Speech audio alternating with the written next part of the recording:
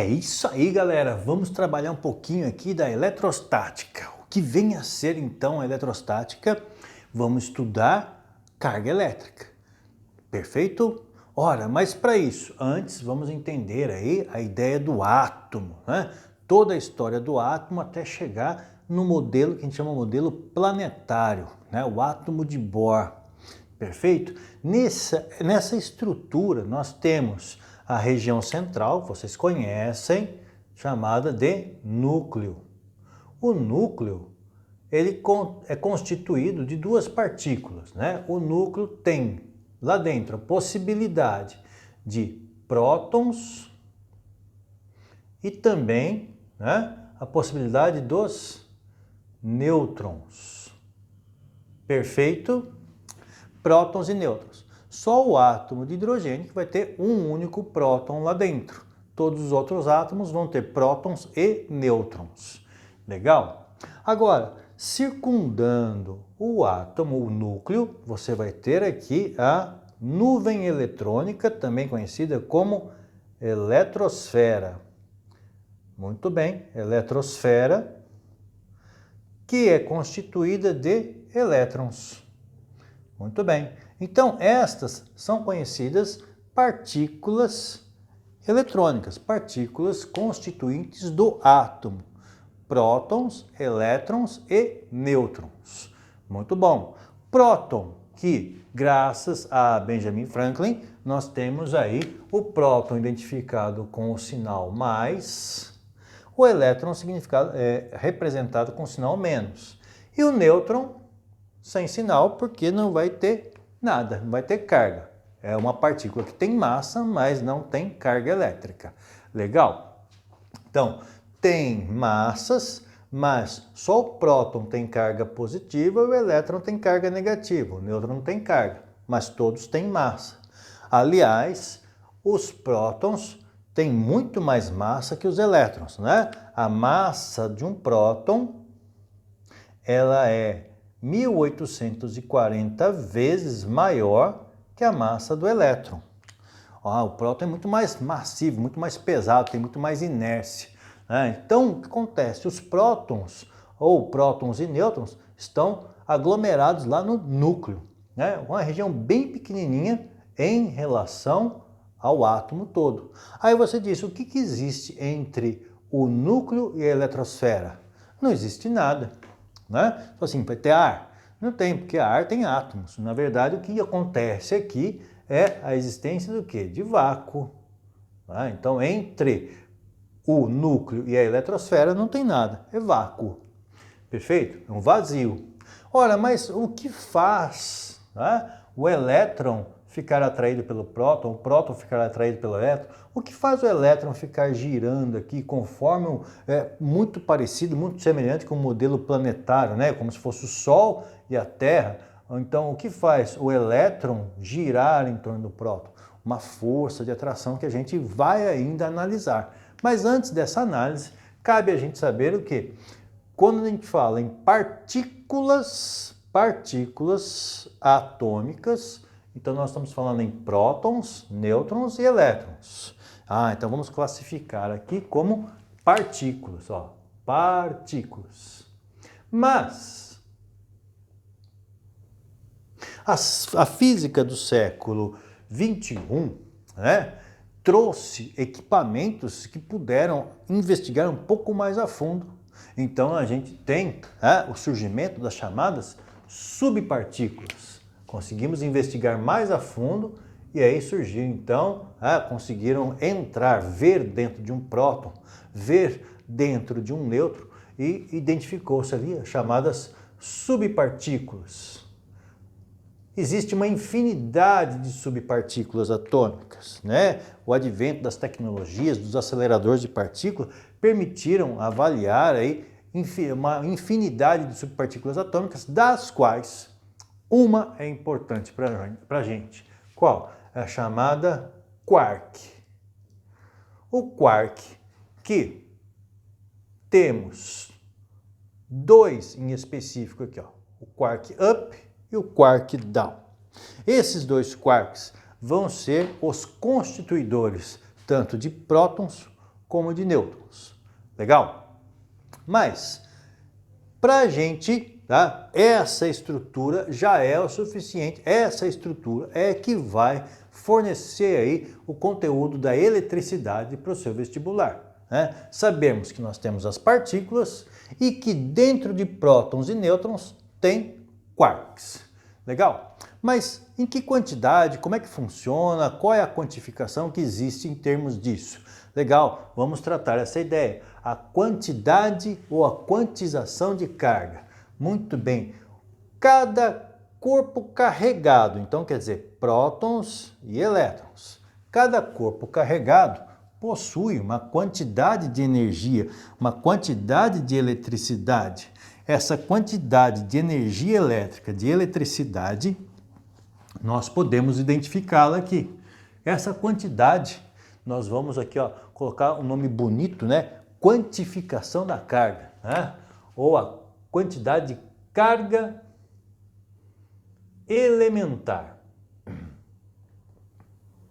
Identificou-se como carga elementar porque até esse momento histórico imaginava-se que só existiam prótons, nêutrons e elétrons. Ainda não se conheciam os quarks. Então chamou-se de carga elementar a carga que acompanha, a carga que nutre ali o próton e o elétron. Tá? Essa carga elementar, essa energia elétrica, essa eletricidade tem valor 1,6 vezes 10 elevado a menos 19 unidades de carga, chamada Coulomb. Então, cada corpo carregado, cada partícula carregada, então cada próton ou cada elétron possui esta quantidade de eletricidade.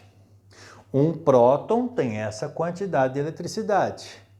Um elétron tem essa mesma quantidade de eletricidade com o sinal negativo. Opa, então vamos marcar aqui, então, cada um próton vai ter uma quantidade mais E, mais próton positivo e carga elementar. Então, posso dizer assim, mais 1,6 vezes 10 elevado a menos 19 coulombs. E esse sinalzinho negativo aqui em cima, Reinaldo, é dizer que é uma quantidade muito pequena, né? É 0, aí, quantos zeros atrás da vírgula?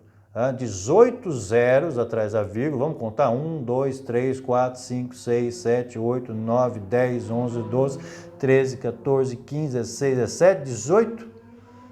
Essa quantidade de eletricidade, nossa, é muito pouco. Sim, um próton. Olha a quantidade pequenininha, 1,6 vezes 10 a menos 19, quer dizer, 19 casas atrás da vírgula. 19 casas atrás da vírgula. 18 zeros mais a casa do número 1, 19 casas, né? Então, tá aí, energia de um próton. Então, mais carga positiva, 1,6 vezes 10 a menos 19. E o elétron, então, um elétron com uma quantidade menos E. Menos E. O que significaria então esse menos E? Significaria elétron, carga negativa, de que quantidade? Desta quantidade. Então, vamos lá. Menos 1,6 vezes 10 elevado a menos 19 coulombs. Negativo com essa quantidade. Nossa, então é pouquinha energia. Sim, um elétron, uma partícula atômica com essa quantidade. Então, próton com mais E, elétron com menos E. Que lindo, que legal.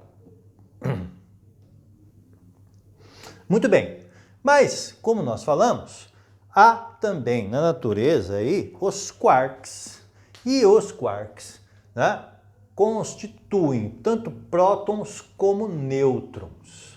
Aí os elétrons são constituídos do quê? Pois é, galera, descobriu-se posteriormente que o elétron ele tem um comportamento de uma subpartícula atômica. Então, ele ficou classificado como partícula da estrutura atômica que a gente tinha aqui, no modelo planetário. Prótons e nêutrons no núcleo e elétrons na eletrosfera. Então, ele acabou sendo classificado como partícula, mas ele tem características de subpartícula.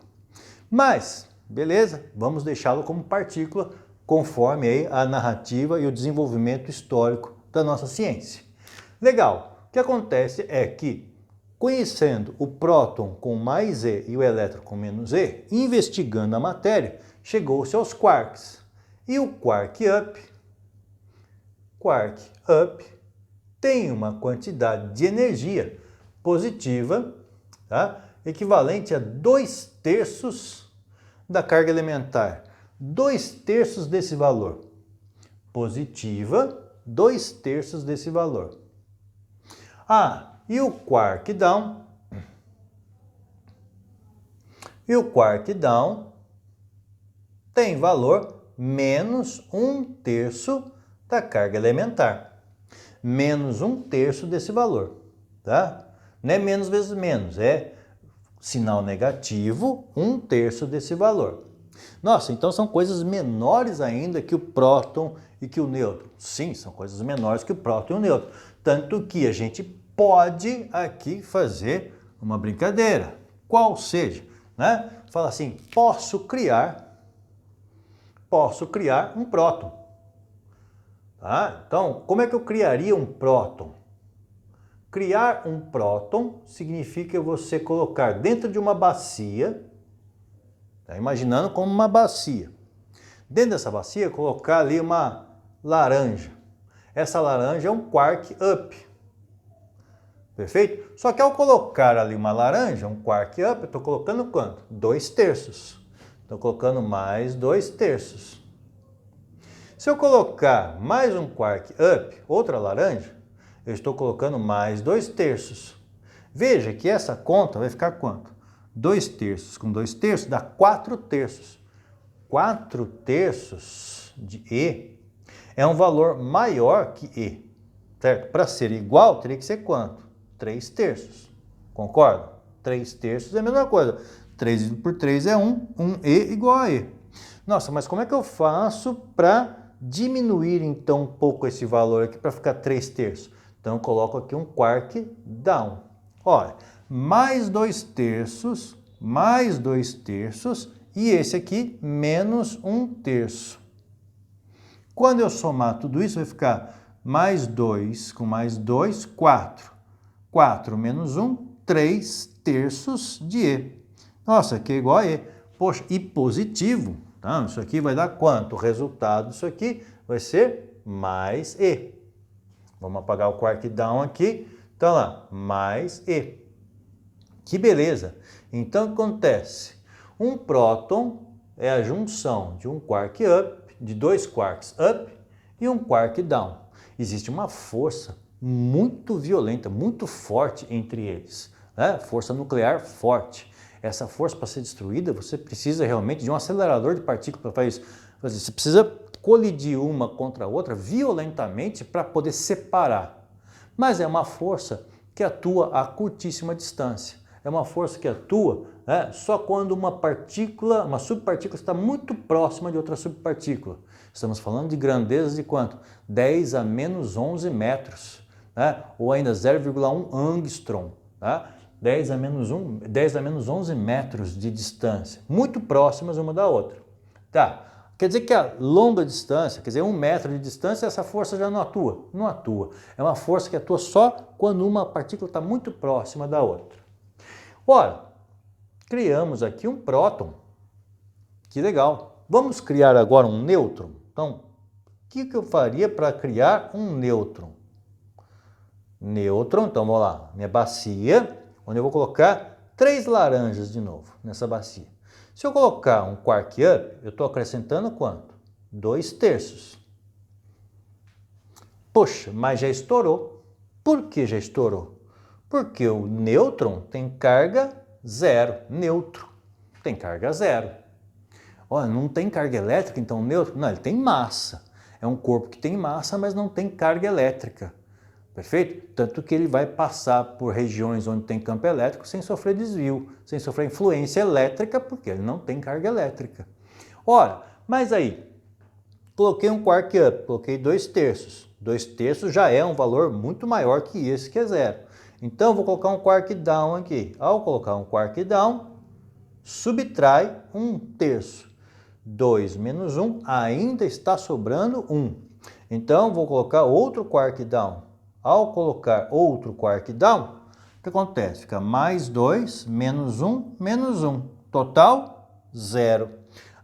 Então para formar um nêutron, eu preciso de 2 quarks down e um quark up.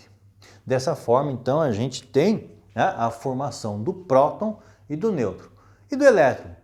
Do elétron, lembra que nós falamos? O elétron ele tem características de subpartícula atômica. Então ele não é constituído de quarks.